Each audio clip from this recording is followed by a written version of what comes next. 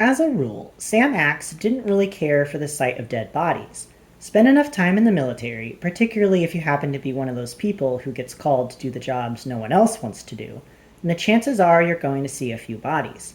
There's no good way to depersonalize the experience.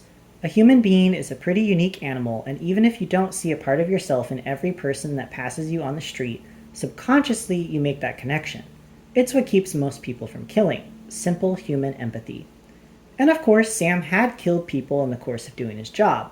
He hadn't enjoyed it, he didn't actively seek out the experience, but he had orders and he had to trust in the chain of command.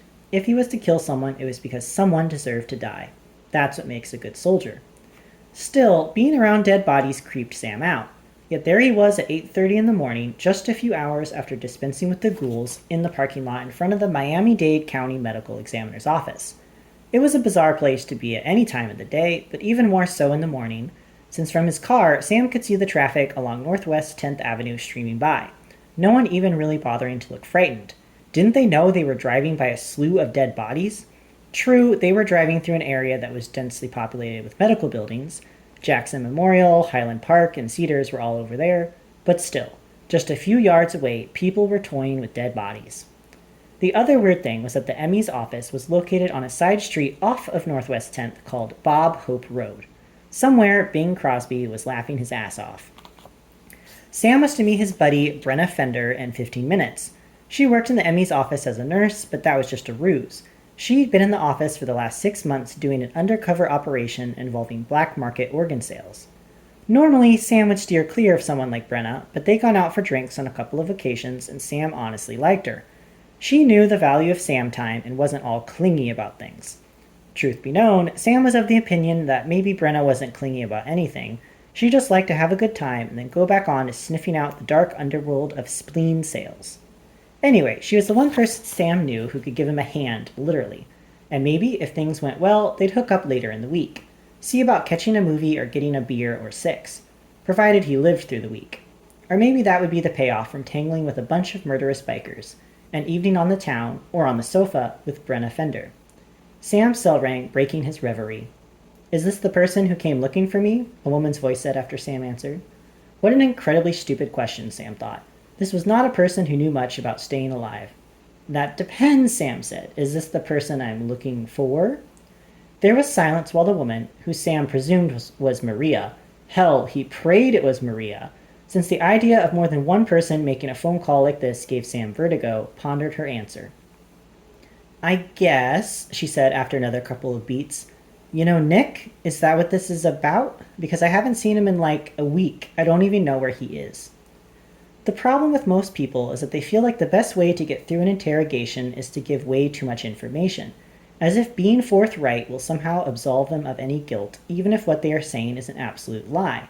Hadn't she spoken to her stepfather? Didn't she know what Sam already knew? Was she this stupid? "No," Sam said, "but I know a friend of his, Bruce Grossman. That name mean anything to you?" There was a silence again as Maria tried to work through the equation. Bruce Grossman probably wasn't the most important name for her to remember, especially if Nick kept his business and personal life separate. But they had dined together.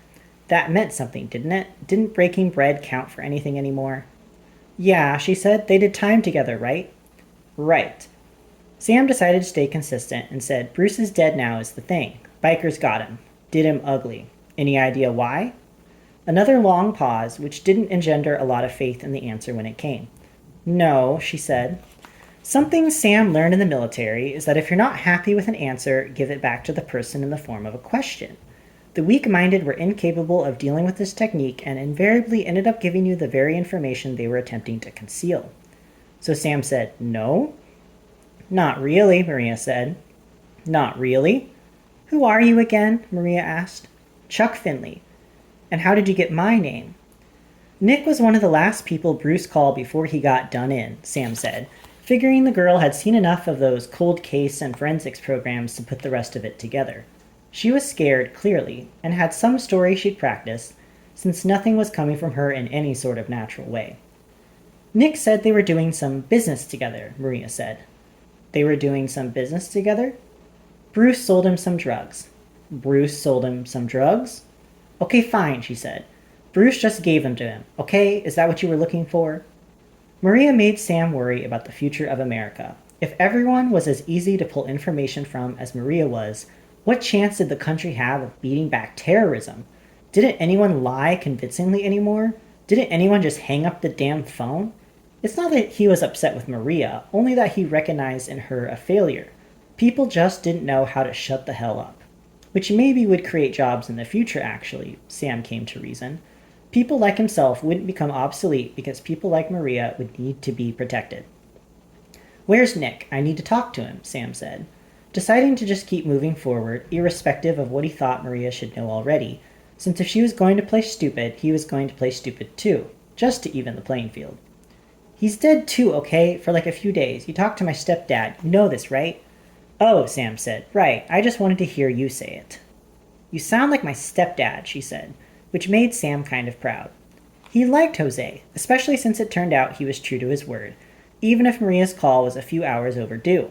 He wasn't sure Maria was the same type of person, so he said, What made you tell the ghouls Nick had their stuff? There was another of those grating pauses, but this time Sam thought he heard sniffling.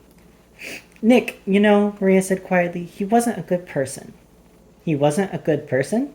Sam was annoying himself with the repeated phrases, but it was a system that seemed to work with Maria.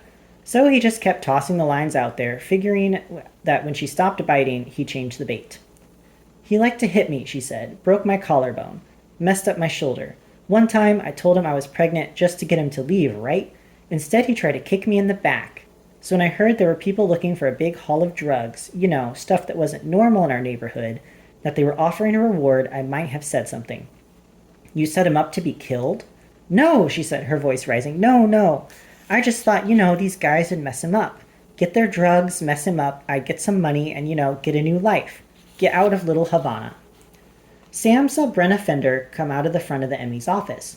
She had a plain brown bag in one hand and her purse in the other. She wore a cute pair of scrubs. Sam thought all scrubs were cute, really.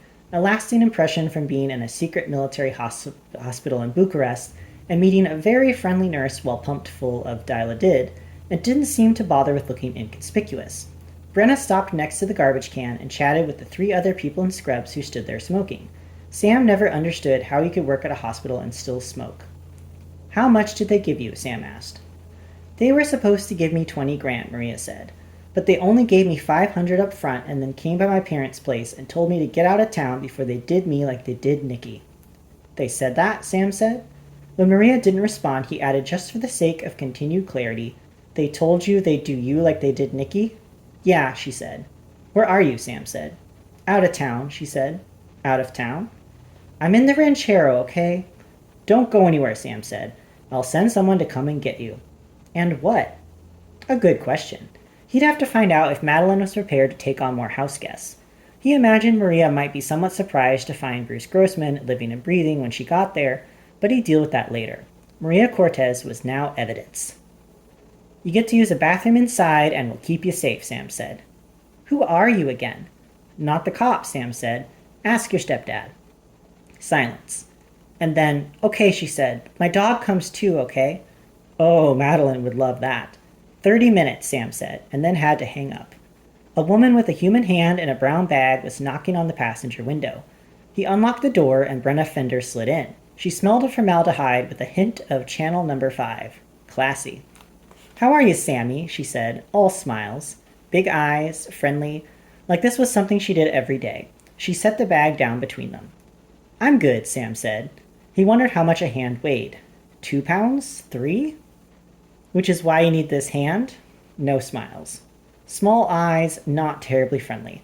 Like this was something she did every day and then later showed up in uniform to arrest the perpetrators. Complicated situation I'm working on, Sam said. You've heard of the Kobayashi Maru, I assume. No, she said.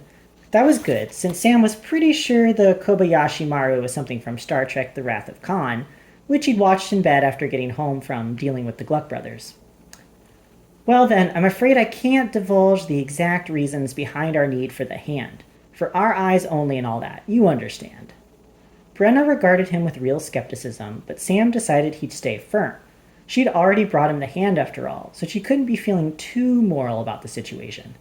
Take a look then, she said. Make sure you got what you need. Sam was afraid she'd say that, but he opened the bag and took a peek. Yep, he said, that's a hand. Anything else you need, Sam, before I lose both of my jobs?